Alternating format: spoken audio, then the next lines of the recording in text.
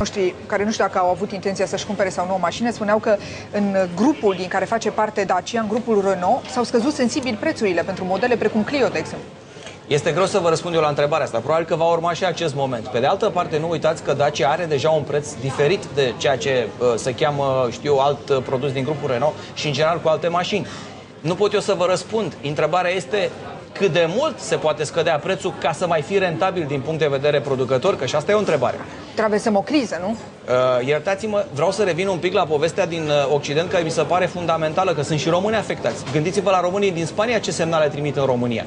Ei bine, marea problemă în Occident, dincolo de credite, dincolo de bănci, dincolo de tot ce știți, este că să asistăm la o dramatică reducere a încrederii consumatorului în automobil, în producătorul de automobil, în sistemul de distribuție, în sistemul de asigurare a mașinii, în sistemul de asigurare a funcționării, în combustibil. Adică de fapt, asta este o problemă. Că e o problemă a industriei, spuneți dumneavoastră. Nu e cât legat de criza economică. Nu, este o consecință a crizei economice, iar în ceea ce privește România, este o problemă și a industriei datorită acestor... Și un reprezentant al companiei Dacia acum, Constantin Stroie, în legătură directă cu noi.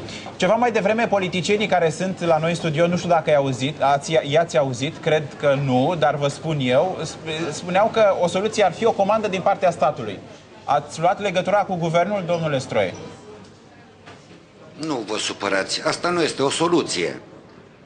Ce să facă statul? Să comande 100.000 de automobile marca Dacia Renault pe an? Nu vă supărați, e lipsită totalmente de finalitate.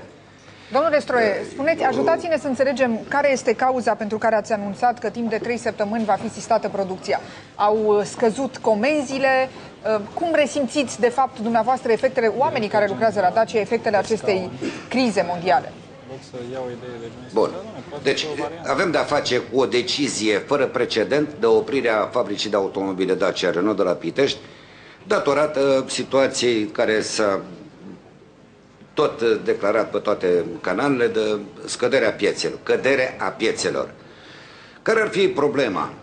Cauzele sunt două și nu sunt noi. Este vorba de efectele acestei taxe de poluare devastatoare care se aplică de la 1 iulie 2008 și au fost suficiente doar 4 luni de zile ca să constatăm că au intrat în România automobile second-hand mai multe decât tot în anul 2007. Vreau să fiu bineînțeles. Eu nu sunt contra importului de automobile second-hand. Foarte bine, să intre, dar nu să devastăm producția națională, care are 200.000 de locuri de muncă în spate, că aici nu vorbim doar de uzina Dacia, trebuie să vorbim de cei 350 de furnizori cu 200.000 de locuri de muncă, care în mod automat nu fac atâta show pe liniile de comunicare cum face uzina Dacia. Dar să știți că în toate județele țării găsiți activități întrerupte la cei care produc componente pentru Dacia. Deci taxa de poluare ar fi una și a doua, condițiile năsprite de acordare a creditelor. Dați-mi voie să vă spun care ar fi soluțiile, după părerea mea, nu să comande statul. Ce să facă statul cu 100.000 de mașini? O soluție, pentru că vom vorbi după aceea cu invitații din studio. Vă ascultăm.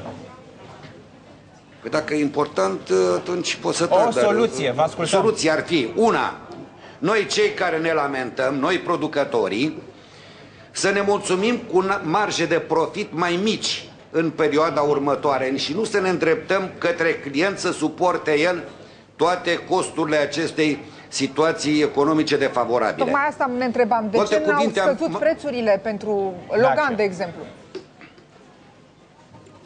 Vă rog să aveți răbdare. Până la urmă, marca Dacia Logan oferă singura gamă de automobile sub 10.000 de euro. Vă rog să mai spuneți și alții. Deci noi suntem deja înscriși într-o piață adresată celor mulți cu bani mai puțini. Chiar în condițiile astea și noi putem să și trebuie.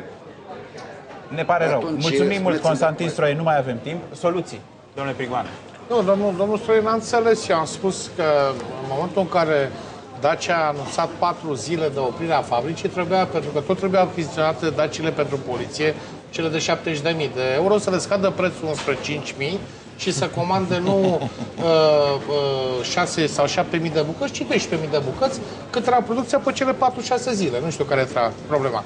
Dar aici, din nou revin, e vorba de recesiune pe plan mondial și aici trebuie o politică guvernamentală. politică guvernamentală, pentru că sunt o grămadă de instituții ale statului care prin lege ar trebui obligate să cumpere numai Dacia. Vă dau un exemplu. În 2006, după ce guvernul Tăricianu și-a permis prin ordonanța 128 să treacă 10 miliarde de la companiile producătoare de energie electrică la datoria publică, minele, nemai având în momentul respectiv datorii spre stat, au putut face achiziții. Ghiciți ce au achiziționat? 200 de Touareg-uri, care nu se fabrică la colibaj. Și puteau să iau 400 de Daci sau 600 de Daci.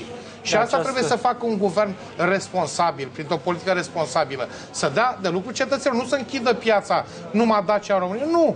Vrei să aduci altă mașină? Păi dă-ne banul, la revedere. Eu n-am nicio problemă cu taxa pe poluare, dar, de exemplu, prin proiecte guvernamentale să poată subvenționa o parte din dobânda creditului pentru Dacia. Că e voie, că nu interzis. Vorbim de situații extreme, deci se impun soluții extreme. Noi aici trebuie să privim un complex de soluții care pleacă de la politică salarială, de la politică monetară, politică fiscală, de la, dacă vreți, măsuri imediate pentru protejarea populației, care acum se va afla în fața unor facturi uriașe, imposibil de suportat, și sunt soluții pe care noi le-am aplicat, le-am spus încă din luna iunie, când am spus reduceți imediat prețul gazelor naturale cu 50%, oferim populației numai gaze din producția internă. Nici nu s-au gândit. Nu vorbim doar de Dacia. Problema asta se multiplică. Cum spunea și Constantin Stroie, este vorba despre industria pe orizontală și nu numai, și industria siderurgică. 18.000 de locuri de muncă pierdute până la sfârșitul anului. E mult? Nu putem să spunem că sunt 18.000. Această cifră vine de la noi, de la Agenția pentru Ocuparea Forței de Muncă. Angajatorii ne-au notificat pe noi că urmează să concedieze colectiv pentru deci ar putea fi și mai mulți? Pentru că au obligația de... Nu, până la sfârșitul anului e vorba de atâtea, s-ar putea chiar mai puțin, dar mai mulți în niciun caz. Ei sunt obligați să ne comunice nouă, pentru că trebuie să ofere servicii de preconcediere. De concedieri colective. Dacă știți că o grămadă de companii concedează 3-4 pe zi să nu declare concediere colectivă, sunt zeci de mii de oameni care rămas fără servici. Ne place să ne aburim așa cu prostii din capul nostru. Adevărul cel mai mare patronii și-au dat afară angajații câte 3 pe zi pe rând. Și domnul Stroie a spus adevărul cel mai important, respectiv. Numără și acele persoane. Tot ce înseamnă construcții în România sunt pe spate. Și domnul Stroie a subliniat un adevăr uriaș. Respectiv, ar trebui producătorii să mai renunțe din profit. În momentul de față, toți preferă să-și diminueze costurile concediirii persoanelor. Cum arată acești agenți care dau oamenii afară? Nu putem să spunem profilul agenților economici.